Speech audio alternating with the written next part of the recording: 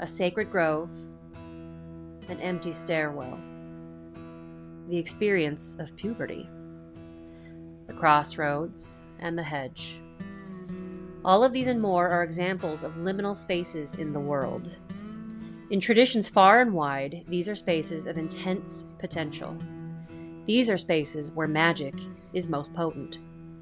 Join us today on The Wandering Crow as we explore the concept of liminal spaces and their meaning in the magic arts. There is a medicine story that tells of Crow's fascination with her own shadow. She kept looking at it, pecking at it until her shadow woke up and became alive. Then Crow's shadow ate her. Crow is dead Crow now. Join us as we attempt to look through the wandering crow's eye to find the gateway to the supernatural, to seek to know the unknowable mysteries of creation. Welcome to the Wandering Crow podcast. Hey murderers, it's Mandy. It's JT. And it's Abby.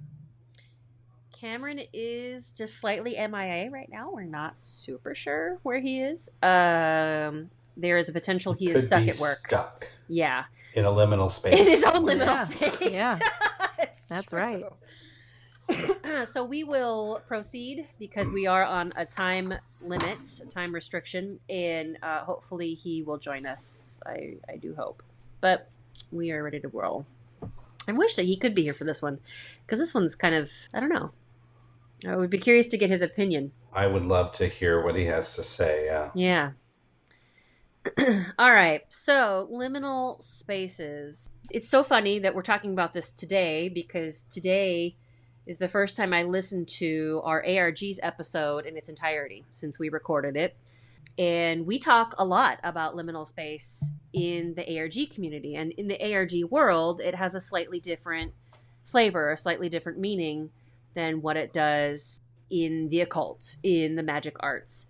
And Abby, I wonder if it's fresh for you, are you able to share a little bit about what a liminal space is in the ARG realm so that we can kind of compare and contrast? Yeah, as I understand, it still has the same definition, essentially, right? A liminal space is the time between the what was and the next. It's a place of transition, waiting, and not knowing. Now, what I found looking for information about ARGs and specifically the back rooms, it started as a creepypasta in a forum about liminal spaces, which was just this forum where people shared empty, like pictures of empty places, of liminal spaces, and just kind of discussed and explored the eeriness. It seemed generally agreed upon that it was like eerie to or somewhat like unsettling to observe physical liminal spaces like empty buildings which once upon a time, were thriving and full of movement and people and activity. So as I understand or what I learned about liminal space at that time was that it was mostly just sharing pictures of like empty buildings and places that where humans and people should be abuzz doing things. Okay. Thank you for that. JT, did you have anything to add to that? Well, I kind of wanted to go back to the etymology of liminal. And it comes from the Latin word limen, which means threshold. So it kind of gives a different perspective of what liminal actually means. Liminal is more of the, from what I could see, it's a space and not only physical, but would you say metaphysical or metaphysical, metaphoric? Yeah, it's like a mental. Or it could be in your mind or metaphoric. It's a transitional or transformative space. So it's not just what people are jumping on the bandwagon for of back rooms and all this creepypasta and the different video games that are out there that, oh, you have to escape the back rooms, you have to escape with your life, or there's all types of different games going from just searching the back rooms to games where it's like an escape room, to games where you have to escape before you get eaten by some weird creature type of thing. I just kind of looked at that, and it can be a very broad topic, yet it's a really simple idea of a space of transition. I think the best example for that, I was actually thinking about it right before we came on the air, is I was very curious to know if in the voodoo practice they use liminal space the same way that we do shamanically, and the same way that witches do in witchcraft, and particularly hedge witchery. And they do. And one of the most important liminal spaces for a voodooin is the crossroads. In hoodoo, there has been a practice that is believed to originate in hoodoo, such as selling your soul to the devil at the crossroads in order to acquire facility at various manual and body skills, such as playing a musical instrument, throwing dice, or dancing. It is believed that one may attend upon a crossroads a certain number of times, either at midnight or just before dawn, and one will meet a quote-unquote black man, whom some call the devil, and he will bestow upon one the desired skills. This practice is believed to have originated from an African-American blues musician by the name of Robert Johnson. In the oral history of hoodoo, it is said that Robert Johnson became a skilled blues musician after he sold his soul to the devil at the crossroads. And because of this, people began going to crossroads at midnight to sell their soul to a devil to acquire a skill or to become better at some skill. For the record, the family of Robert Johnson have come forward and said that this is not true, that he became a skilled blues musician through training under Ike Zimmerman, who was a blues guitarist. Crossroads is a perfect example of a way that liminal space can be more than just a physical, real location. It's also metaphorically, a crossroads is this really potent, important place within our own life. So if I am in a crossroads right now, if I have a huge major life decision, we would consider ourselves to be at a crossroads. I can continue on. I'm in a place where I can go one of two ways, and I'm existing in neither space, and I'm existing somewhat in both spaces with the potential of both. I can continue on as I have been continuing, and I can go this other way, and I can maybe not take that risk, or whatever the choice may be, whatever it is. Or I can go in this other direction, which will totally change the trajectory of my life. And it's a really potent, powerful space within our own lives and within the human experience, just as it is. And I was thinking about that, and I think it's a really good example of how potent the concept of liminal spaces is, because that potency of that potential within the human experience, within your own life, is the same sort of flavor of potency that we have when we're working with it in ritual, when we're working with it in ceremony. Liminal spaces are very powerful and are sought, often are integral to the magic art kind of practice. Because of that potency, because of the potentiality, anything can happen in that space. And it's just a matter of choosing of what direction you're going to walk. Crossroads, to me, is a perfect example of really making it clear. It's a simple concept, but it's a powerful one.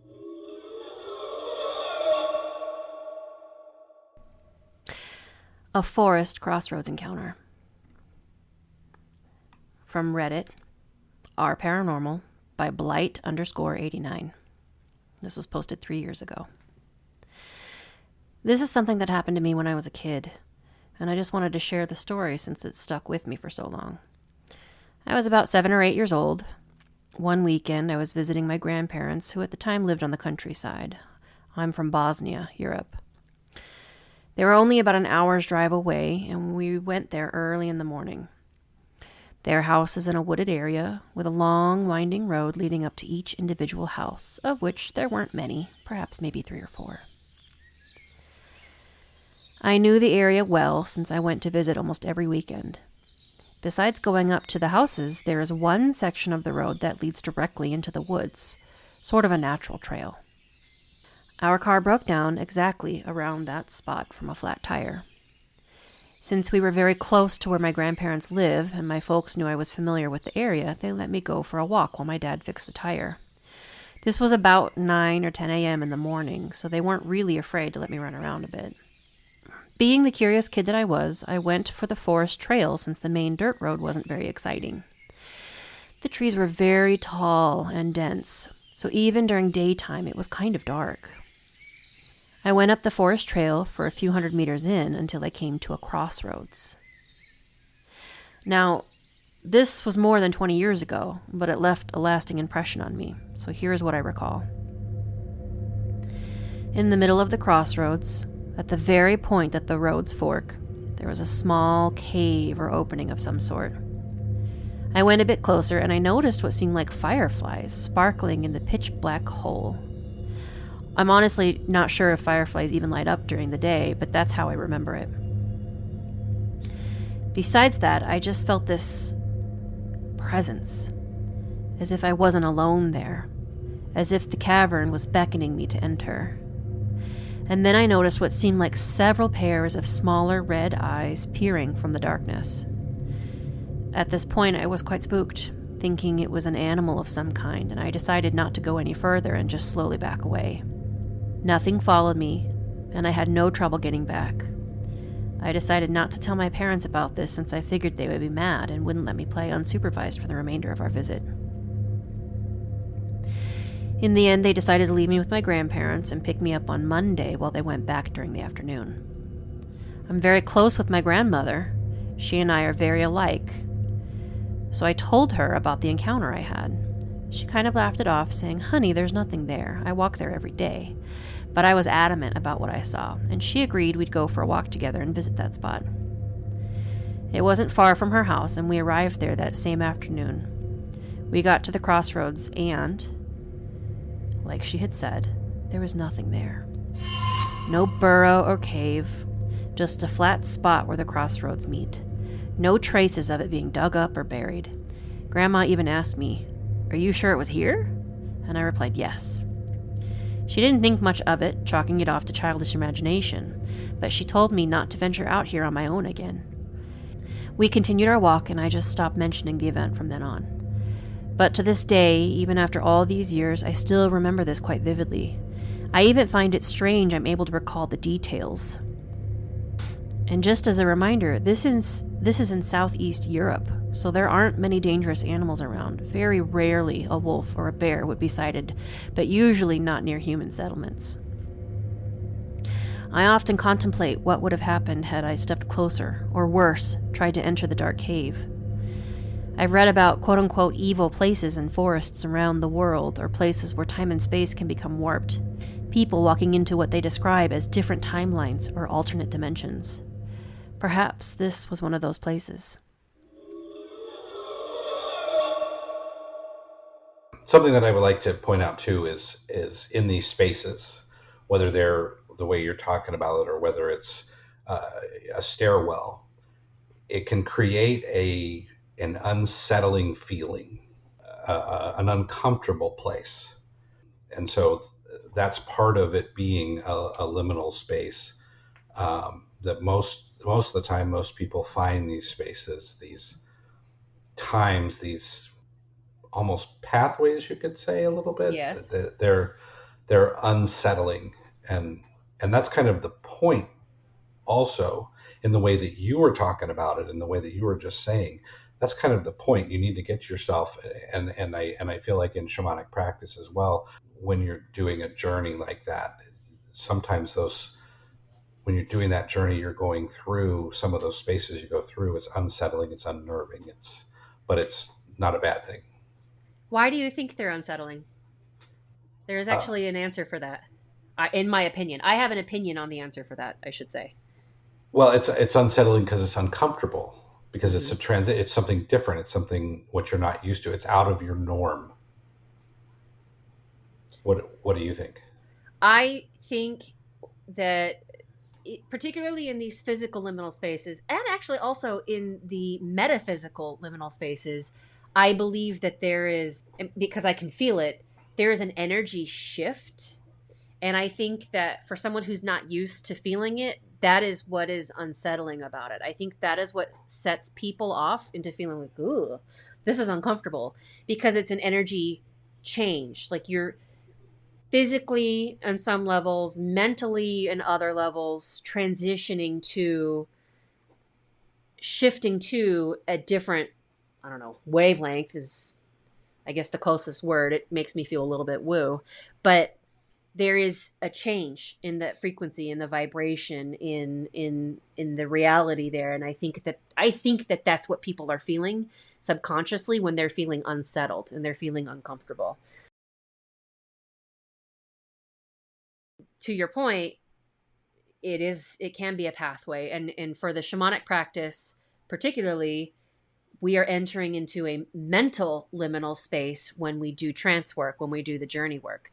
That is its own liminal space. You're in between sleeping and awake. You're in this place where you're finding your way through the path so that you can get to another reality, an alternate reality, and find answers from spirits that live there. Abby, you've been quiet. What do you think? Abby, what do you think? Well, so I guess I have some questions. Okay. So when you're talking about liminal spaces, Mandy, it sounds like you're really mostly explicitly thinking of the mental. And it sounds like JT is talking about the physical ones, and we're both agreeing that they're unsettling. And I wonder if you feel the same thing about physical liminal spaces. Yes. Okay. So go ahead. When I first brought up liminal spaces in the ARG episode, I remember you talking about it kind of disturbed you to hear what the general like culture was within these like forums of creepypasta about them. And you mentioned where the water meets the beach is considered a liminal space, etc. So do you think you feel that? I would say probably nobody ever feels unsettled when they're on a beach. Do you not, though? And the tide is coming and going. Maybe not unsettled, but can you not feel the power of it and the change? I mean, sure. Like there is energetically something there. Like it is a powerful place. And there is, I guess I'm a little bit surprised because I can feel it. Like I do feel it when I'm there on the beach and feeling that juxtaposition of the meeting of two things, the meeting of land with the power of water, like the power of land and earth under your feet mixed with that power and energy of water in a really strong way. The Gray Man of Polly's Island. The Great Storm of 1822 wrought unprecedented damage to the Myrtle Beach area when wind and waves pounded the coastline 2 centuries ago. In addition to the devastation, the origin of one of the area's most popular ghost stories came to be the Gray Man of Polly's Island. His popularity stems from the protection he is said to provide to the property left behind when a family evacuates from a powerful storm. He is claimed to be seen prior to only the worst of hurricanes. The legend is that if you do see him, you are to heed his warning to leave and your home will be virtually undamaged when you return. This story has been passed down since 1822, when the Gray Man was first reported to have appeared. He is said to be a fiancé who was killed in a freak accident en route to be reunited with his lady love after a 2-year separation, during which he had been studying in Europe. Her family was spending the summer and fall on Polly's Island to avoid malarial mosquitoes that were prevalent on their inland plantation. When the young manservant came to the girl and her family to convey the tragic news, she was inconsolable. Eventually, she began taking walks on the beach at Polly's Island in the late afternoon, and one day saw a man, dressed in gray, whom she recognized as her dead lover. As she ran to him, he disappeared, but warned her that night in a dream of a terrific storm. When she told her family the next morning about what, or rather whom, she saw on the beach the day before, they thought that she was losing her mind and packed up that day to seek medical attention in town in Charleston. Soon afterwards, Polly's Island was devastated by the 1822 storm, destroying all that was there except for the girls' home. People have been telling that story, and on occasion benefiting from it, ever since. The beach is a very powerful place to be because it is liminal, but also a bog or a swamp is similarly also a very powerful place. Not to say that I've ever been to a swamp or a bog, but those are considered also really potent liminal spaces. Another physical liminal space, which is very important, I mentioned hedge witchery earlier, and the hedge, we think nowadays of a hedge as like a piece of shrubbery that separates one person's yard from another. But originally, what a hedge was an area of like meadow or clearing or human settlement that transitions into unlived in forest, a wild forest. And that area was called the hedge, that place in between the human settlement and that wild forest place. And hedge witches, in some ways, it's a very shamanic feeling. Hedge witches specifically were said to be human beings who could ride the hedge. Hedge riding is a kind of trance work where they could walk between the human world and the wild world and were able to be the go-between and could communicate with the wild ones. And in some traditions that is like the fae. In other traditions, that's also like the wild spirit of the untamed forest, the wild creatures, the wolves, the deer, all of the things that can be very scary for humans. And being able to bring back wisdom and bring back answers and perform different ceremonies having to do with those wild places. This next quote comes from an anthology called To Fly by Night, The Craft of the Hedge Witch. There is a number of contributors to this particular book. It's been edited by Veronica Coomer. This specific cut comes from the writings of one Papa Toad Bone, a self-described hedge witch. The potential and what is between. What one really finds when jumping the hedge and manipulates when working conjure is the world's potential. The great river mentioned earlier flows both to and from a mighty wellspring. Everything that is, was, or will be comes from and returns to this well. Like the Ouroboros, it cannot be said whether it is consuming or producing, and is in an ever-present state of both. In every now, we stand at this liminal place between the ever-becoming. This well is the well of potential that is at the deepest root of the underworld. Every action in the manifest world goes back into this well to produce the next manifestation. This is illustrated in the world tree, with the drops of dew keeping the well full with water, so that the roots of the tree can drink from it. This reciprocal dynamic was called ghosti by the Indo-Europeans. When working conjure or leaping the hedge to work directly at the source, one is making a focused, willed attempt to manipulate the materials that fate has to weave with. By acting in your now, with intent, and calling to you the powers sympathetic to your desires, you are in effect changing the past in order to manipulate the future. Everything in the well is past and future, with now being the middle result of these potentials. The past is simply that which we have become aware of, and the future being that in which we haven't.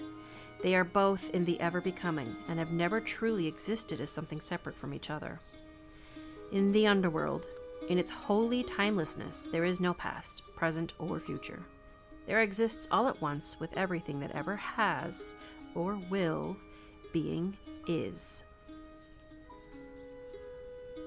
When one experiences the other world, either in trance or awake, one is simply becoming aware. It is not that something is not there, simply because you're not yet aware of it. This is the explanation behind many haints that people experience. As everything is happening in the now, and awareness of it is the only veil between, then all of time occupies the same space. Therefore, when one walks into the parlor of a Victorian home and hears the clank of dish and spoon, music and chatter, with spectral guests, it is not the ghosts of the dead one sees, though granted, these folks surely are dead, right? What they are experiencing is a glimpse into a seemingly bygone event. It is no more bygone to them than your now is bygone to you. Whereas you see an entire party of ghosts, perhaps even having a seance, they see a solitary phantom standing before them, possibly as affright as they themselves are. This is the layer between now and then, here and there. There is no separation between worlds, truly, for the separation exists only in our perception of the world. If you peel back this veil, a needful veil at that, you will see the world in a whole new way. To quote Blake's The Marriage of Heaven and Hell, if the doors of perception were cleansed, everything would appear to man as it is, infinite. For man has closed himself up till he sees all things through narrow chinks of his cavern.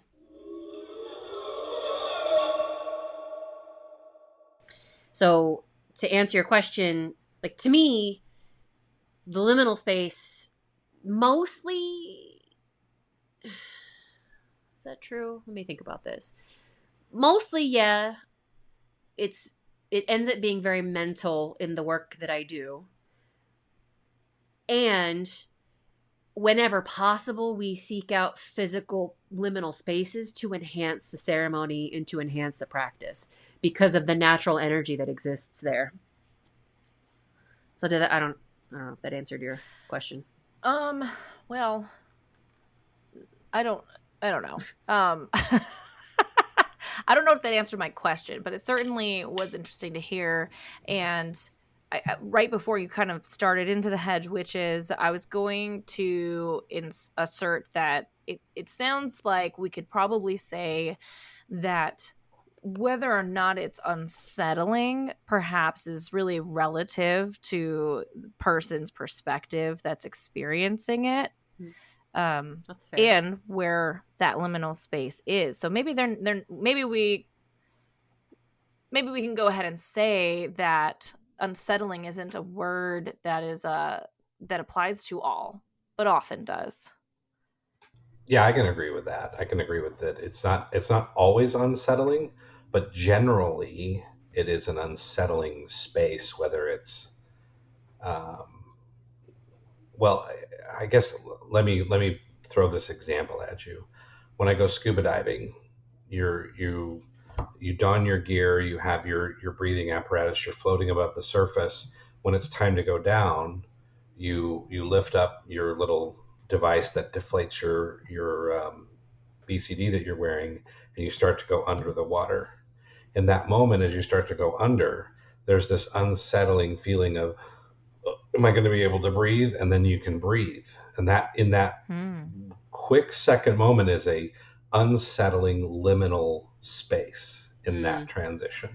But then that's a cool example. Once you get down in and you're floating and you're swimming and you're in that world, it's like, it turns into an amazing situation. Whereas, and I'm going to throw this and kind of go the metaphysical route. When I've done journeys with Amanda, and she's created or I've created in my mind these pathways that we go through to go to places to meet spirits, I don't necessarily have that same unsettling feeling. I just have this moment of, okay, I'm transitioning from here to there, but it's not unsettling. And maybe that's just, I haven't experienced that side of it yet, or just the way that I happen to do it. But I don't know. I don't know if that answers it any better, but. But I mean, it's still, to me, it's, in my mind, as I'm going through that journey, it's still a liminal space because I'm going from one world to another. I think what I'm hearing and what I think what's coming up for me is that even with a physical liminal space, the unsettledness maybe depends entirely upon the person. Like, I think, Abby, you said it. I think you said it. It depends on the perception of the person who's there. If you can get into the mindset of, wow, this is kind of an interesting liminal, like you wouldn't probably say in your own head, this is a liminal space that I'm in right now. But this is kind of a weird in-between place with, a little bit of this and a little bit of that, and maybe at that point you can feel that. And it's easier to feel that when you're in an abandoned mall or an abandoned church, because it's easy to remember there's supposed to be a lot of people here. It's so weird that there's not. And then you're naturally sort of in that mindset of this is an unusual place. And then you can, like, I don't know if that makes the difference, that's at the point where you can feel it. Does, yeah. Yeah. Versus being in a liminal space that maybe is beautiful and interesting and airy, like a courtyard or something to that effect. I've seen there's some really, really cool photos online, and I can imagine some of the photos give me a sense of awe. So I can 100% imagine being there in real time and seeing that and being attracted to it and getting and feeling the shift. I think the shift is very real.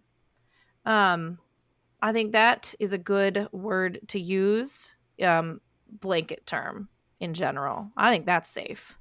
To say that there's definitely a shift and it does elicit some sort of emotion from you, whether it's negative, like a feeling of being unsettled or maybe unsafe for a moment, or feeling awe at this very interesting and unique thing that you're seeing or experiencing. I kind of want to know, complete subject change. Okay. I want to know what sort of interesting things you guys use liminal spaces for. You've talked about journey work and it's very vague, but I'm guessing you mean like basically meditating and trying to have visions of things. We did a whole episode on it, I feel like. Yeah, let me elaborate a little bit. So, is that the How Mandy Speaks to Spirits episode? Yeah. And we've talked about it a few other times too. So, a few other episodes. Okay. In the beginning of a journey that I do, she talks about imagining a path in a forest. And so I imagine my forest, my path, what that looks like. And then I come to a place where there's kind of an end. And then there's a tall, and for me, it's a tall cliff. And then there's a hole. And so I'm in my world in that path. And then the hole takes me to the underworld, or the place where I'm going to go and talk to spirits. And there's the hole is the liminal space in this process. Liminal space because you fall down that hole. Yeah, that would be unsettling. Do you feel it when you're doing it? Do you feel like when you're dreaming that you're falling out of your bed and then you're really falling out of your bed and you feel that roller coaster like butterflies? Do you feel that? I have not had the experience of actually falling until recently when I went skydiving and experienced actual falling. Oh, so the feeling was fresh in your mind and your body, and it almost like a muscle memory. You did experience it when you were in a recent journey after doing the... No, is that what you're saying? I'm saying that, Am I understanding in my journeys, I've never really understood what the feeling of falling is until I experienced actually falling and having the wind rush past you as you're going. Interesting. It's because that whole I understand that whole fall is not necessarily the liminal space. The liminal space is that moment right before you fall out of the airplane or jump out of the airplane. Okay. Okay, that's interesting. Because so now you're finding the liminal space of the actual skydiving and also the liminal space of your journeys. So there's I would consider, and somebody else could argue differently. When I fall out of the airplane, as I fall, that's my liminal space. Then I'm falling, and that's constant until they throw the parachute up. Then I'm in another liminal space as that parachute is opening, because I'm going from transition to falling fast to now I'm floating. Oh my gosh. And then of course that's going to be another like literal jerking motion, so you're going to so there's a very physical shift happening to you. Unsettling moment until I was in that moment of just floating and experiencing. These are a lot of great examples that are interesting that I never ever would have considered. Or thought twice about, rather.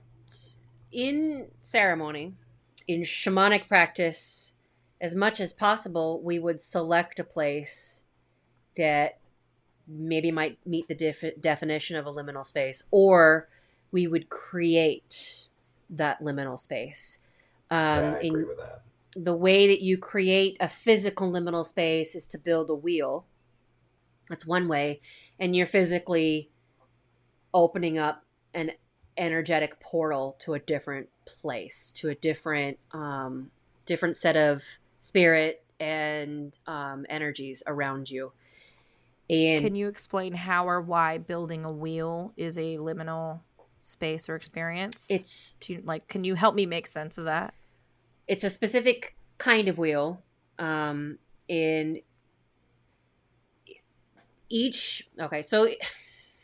in the training that I have, you are intentionally building a wheel, and it can be very simple with only 4 directions, or it can be very, very complex with as many as 38 different positions in the wheel.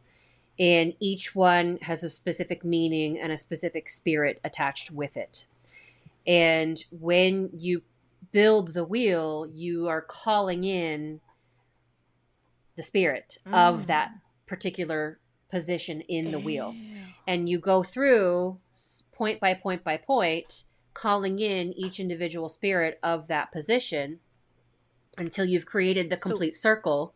And then so I could equate the wheel, sorry to interrupt, but I could equate the wheel, if we're going to go ahead and like maybe more succinctly state it, it's almost like a portal, and so therefore it's the liminal space. You just wouldn't call it that. I mean, it is a portal. It is the liminal space. Right. Okay. So you would call it that. Yeah. So, but to make it easier, that's how I just wasn't making that connection. So, and by portal, it's so interesting because portal also means doorway, right? Like it is a doorway into another realm of spirit and another realm of thinking.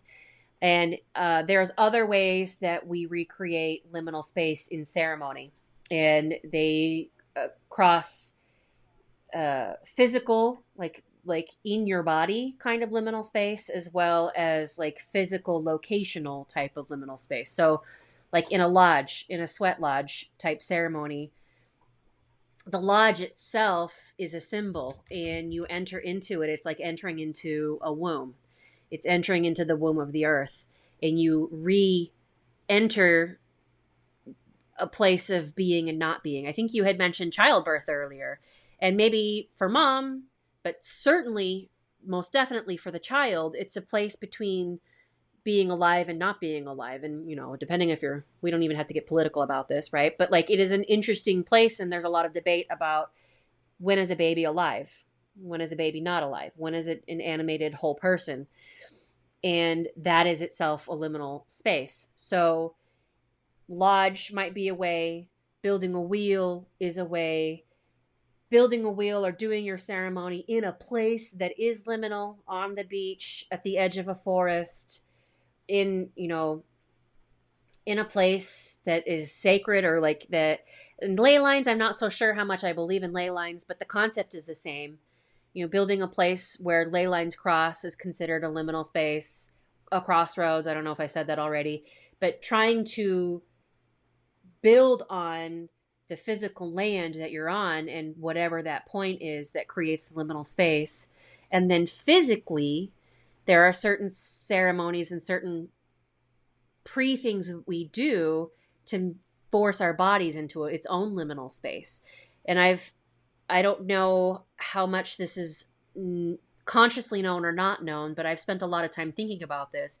And a lot of the ceremonies we do, at least in my practice, we're actually pushing the body to a place as close to death as we can bring it, with fasting, with denying sleep, with dancing, and even the lodge work itself with all of the heat. You are increasing the heart rate, decreasing the blood pressure, decreasing the oxygen capacity of the blood to actually oxygenate the cells. You enter a state that is physically very, very hard and pushes the body right to the edge of what dying looks like physiologically looks like.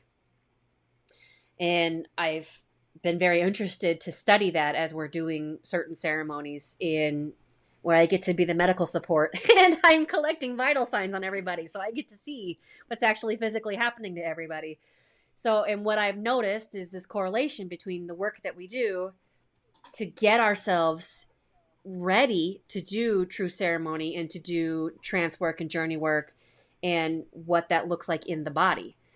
And then you actually do the trance, you actually do the journey, and that is with drumming.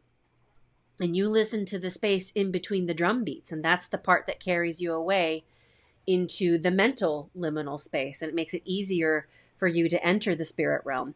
And what it comes down to is, we talk a lot about the veil, the thinning of the veil. It's being able to cross over into that other realm of non-living. It's not really the realm of death. It's just not this living realm. And getting into it's almost like the space where it's easier to pull messages out from the other side. Yeah. It almost is like the veil just resembles any earthly thing that's preventing you maybe from being able to get those messages or see or hear these things that people end up seeing or hearing on their visions. That's interesting. Yeah, that might be a way to think of it. But the point is, and the reason why liminal spaces are so important is because of their potential, their liminalness, that place halfway in between one thing and another creates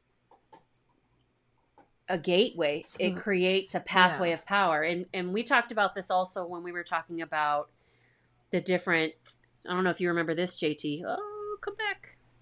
Yeah, I remember. We were talking about the wheel. We were talking about different holidays. Mm-hmm. Well, you've got solstices, which is in the winter. That is the shortest day and the longest night. In the summer, it's the longest day and shortest night. And then you've got the equinoxes, which are equal.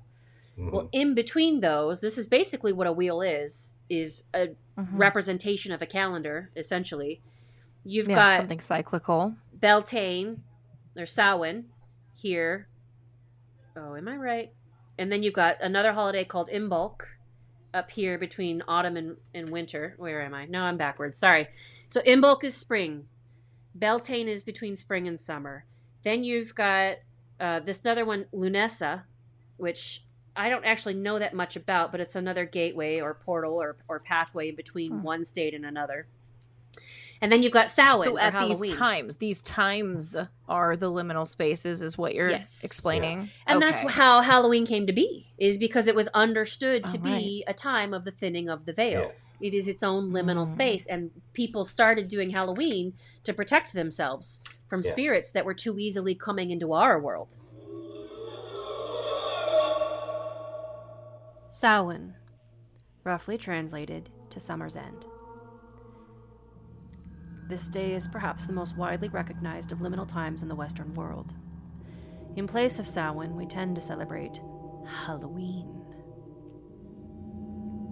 Otherwise known as All Hallows Eve, this is a celebration which marks the day before the Western Christian feast of All Saints' Day, and initiates the season of All Hallowtide, which lasts 3 days and concludes with All Souls Day. Even if we don't really believe in it, we celebrate it all the same. And the celebration itself can trace its roots back to a time when our ancestors very much believed in the havoc which would be wreaked if measures weren't taken to protect themselves. And why?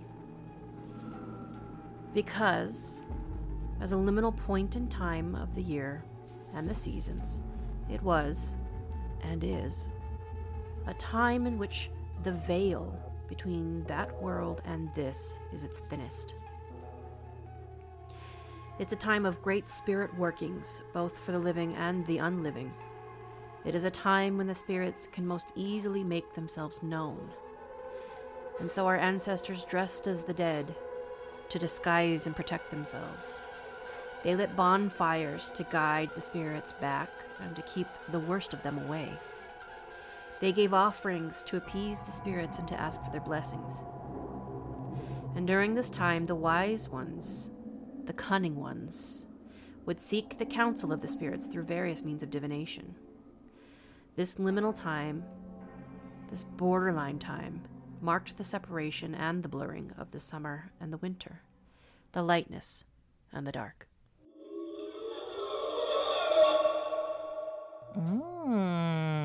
Very interesting. So when you were talking about the liminal space of deprivation and how that brings you toward that bodily and mental state between being alive and nearly dying. When you were talking about that reminded me of when I took a world religion class and a pattern that I noticed in every single story of people. So Joseph going into the wood and coming up, I don't know what it's called, the Book of Mormon, going into the forest and have suddenly being able to write this new addition to the Bible that is Mormonism, or Jesus going out into the desert. So he was well known to abstain from any sort of earthly pleasure or luxury, including food and water. A number of Buddhist practitioners and monks, going and sitting out by the tree for days and days and days. Do you know another until they were on the brink of death. Super famous one? Can I add another famous one? Do it, yeah. Odin and his 9-day trial, his hanging from Yggdrasil for 9 days and 9 nights. He was suspended with a spear through his side, I think, and basically dead for 9 days and 9 nights. No food, no water, nothing. And during that time, or immediately after that time, he came back to the world of the living with the runes and the elder Futhark. And he was able to teach us the wisdom of the runes, and he understood some of the greater mystery of the spirit.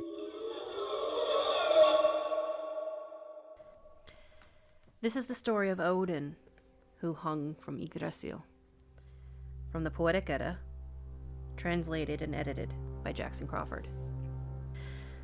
I know that I hung on a wind-battered tree 9 long nights, pierced by a spear and given to Odin, myself to myself, on that tree, whose roots grow in a place no one has ever seen. No one gave me food.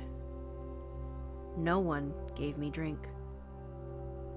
At the end, I peered down. I took the runes. Screaming, I took them. And then I fell.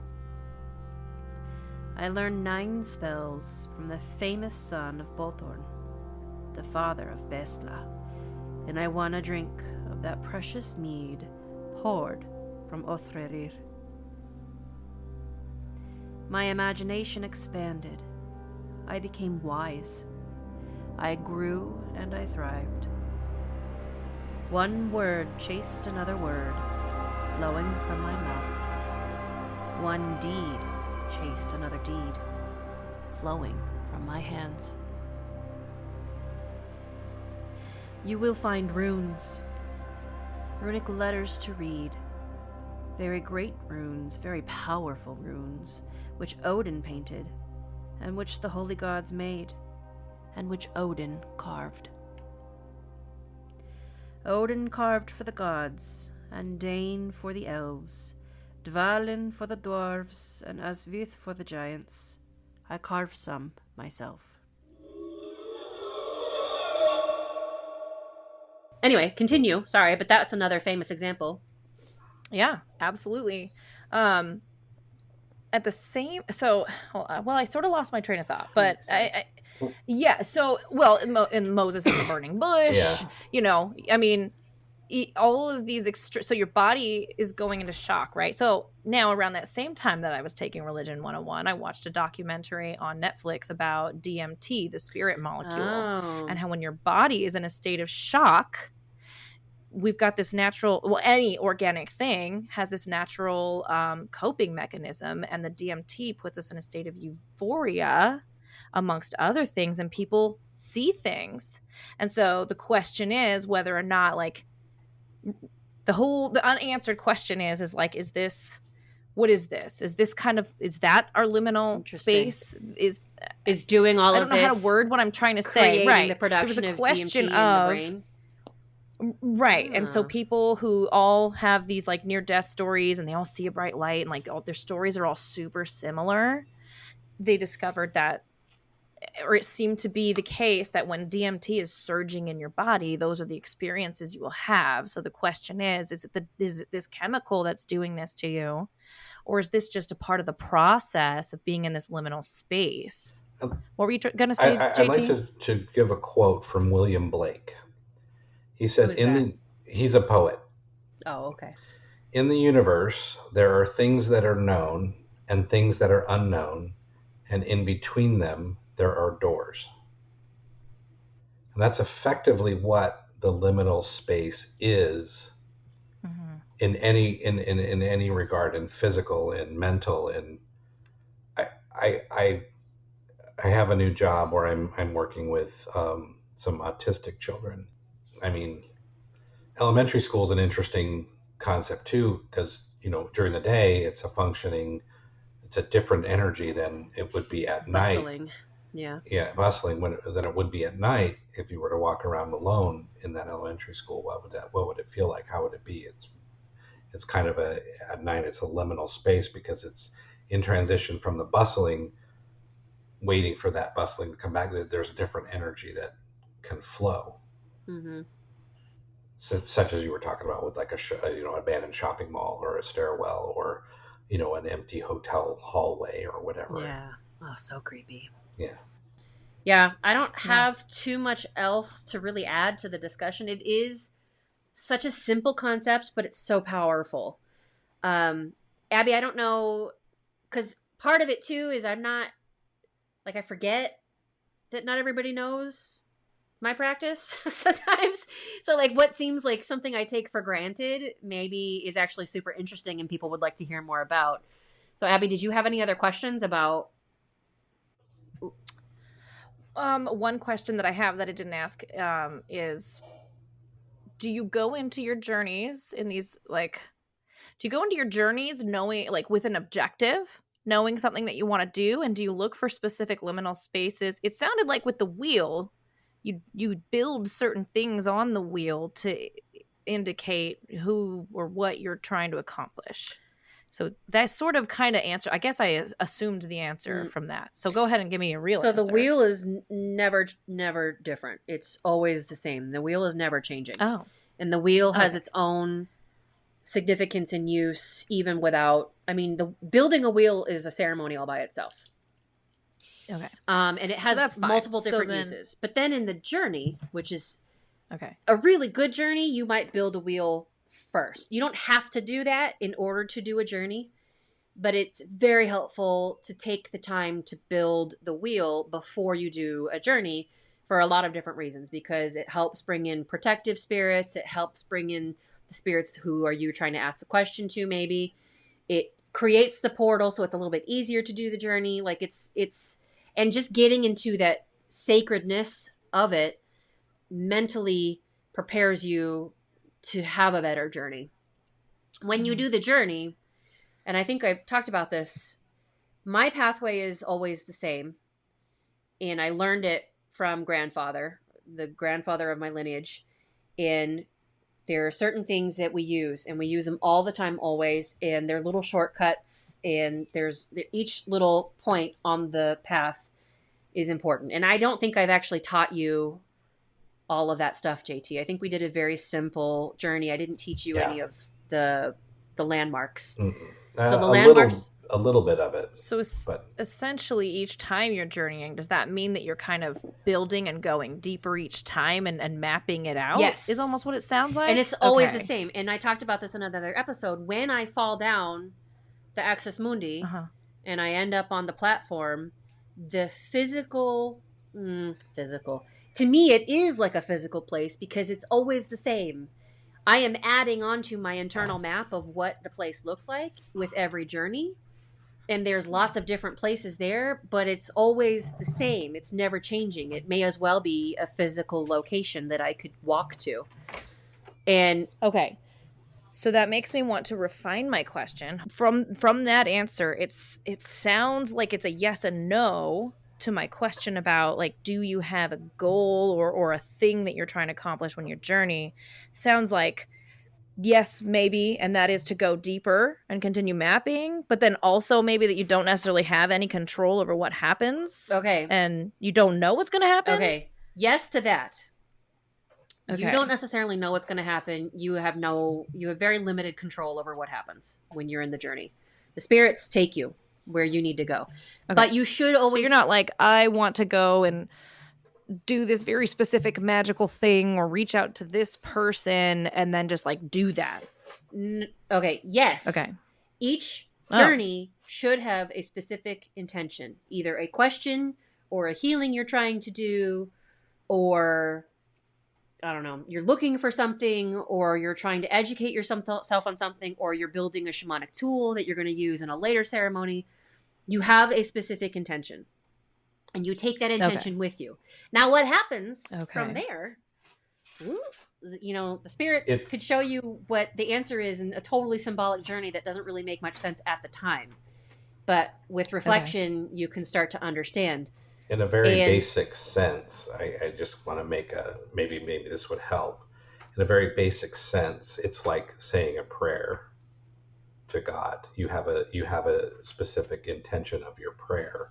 So doing a journey, you have a specific intention of there's something that you want to know, and what you don't know is what will happen, where you will be taken, and what you will be told.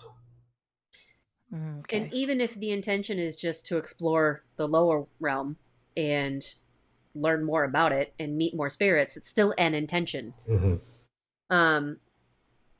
But you are not the only one who's influencing. It's not a dream. You are truly interacting with spirits, and they will influence how that journey unfolds, how that particular trance unfolds. Okay. All right, cool. So I think that answers that question. I have one more question, which is, are there other things that you look to do or can do that require a liminal space? And one thing that I am thinking of is maybe like Reiki. Like maybe you're putting the person that you're doing Reiki on into a liminal space, maybe, like, because you're having them kind of meditate. You talk to them, you get them to relax into this space while you do what you're doing, or take over. Go ahead and take the reins and answer that question. Yeah. So for the particular kind of Reiki that I practice, which might piss some people off, but it's called shamanic Reiki. And there's a whole can of worms with that we won't go into.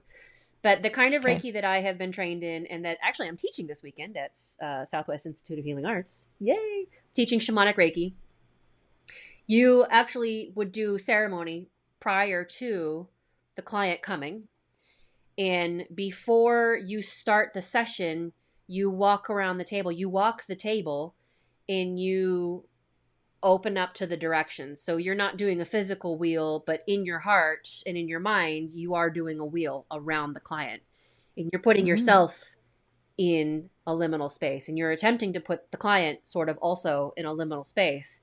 And you let them drift off and do whatever they need to do, whether that is meditation for them. Most clients that I've ever had don't necessarily meditate. Some of them do. Some of them who are really into that experience will intentionally do their own meditation, and we will compare notes after the process. But I will just say, just, sleep if you need to sleep. Whatever you need to do is totally fine. The Reiki is going to do what it needs to do regardless. The following is an excerpt from the Reiki class that I teach at the Southwest Institute of Healing Art. The Buddhist monk and seeker Mikao Usui was the originator of what we now call Reiki, a Japanese word which translated means spiritual energy. Reiki Ho was originally founded by Mikao Usui, born in 1865, as Usui Reiki Ryoho. Usui sensei left his hometown, Gifu Prefecture, when he was young and had many different jobs. He then started thinking deeply about the true meaning of life. After a very long quest, he concluded that the goal of life was to reach Anshin Ritsume, which is spiritual peacefulness. In theory, Anshin Ritsume is to know the truth that the universe gives each one of us a life with a lifelong mission. The universe wants the best for us and never sends illness or unhappiness, so we should trust the universe with a peaceful mind and do what we are meant to do, no matter what happens. Usui Sensei understood this and practiced meditation at a temple in Kyoto for 3 years to continue his quest for Anshin Ritsume. However, he was unable to reach this. In a state of despair, Usui Sensei went fasting, preparing for death on Mount Kurama. To more deeply understand this, he fasted.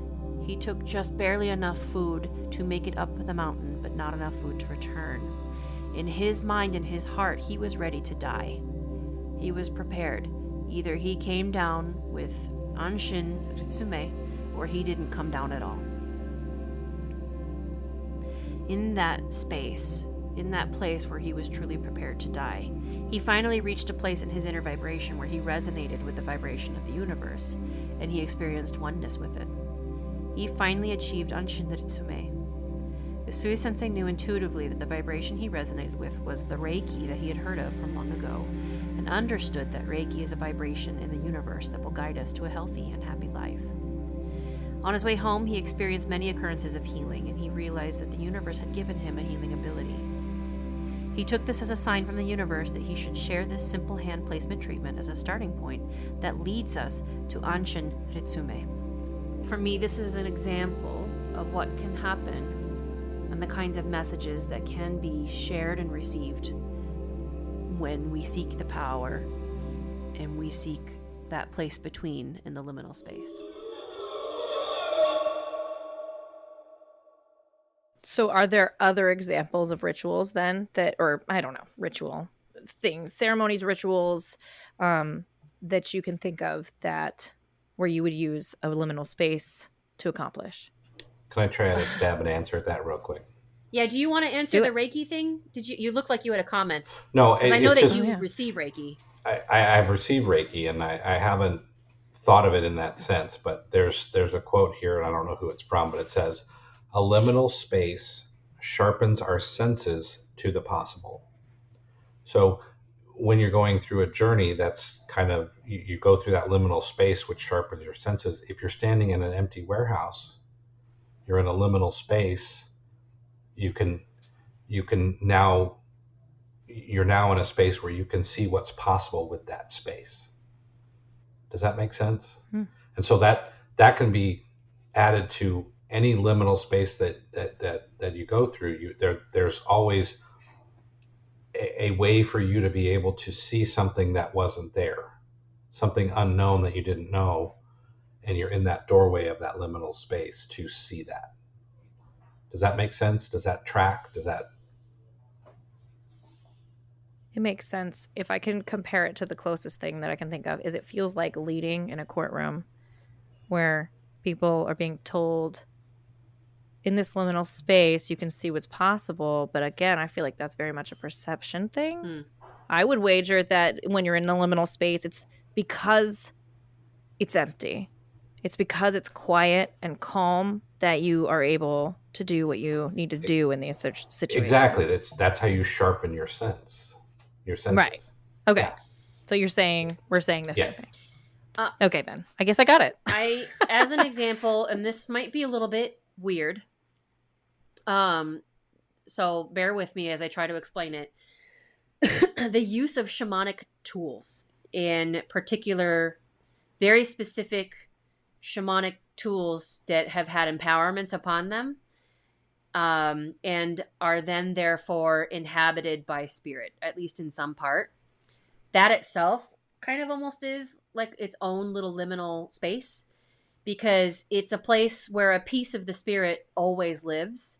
And I don't necessarily have to do a journey or do a big ceremony to be able to access that potential, because the spirit is there within the tool all the time.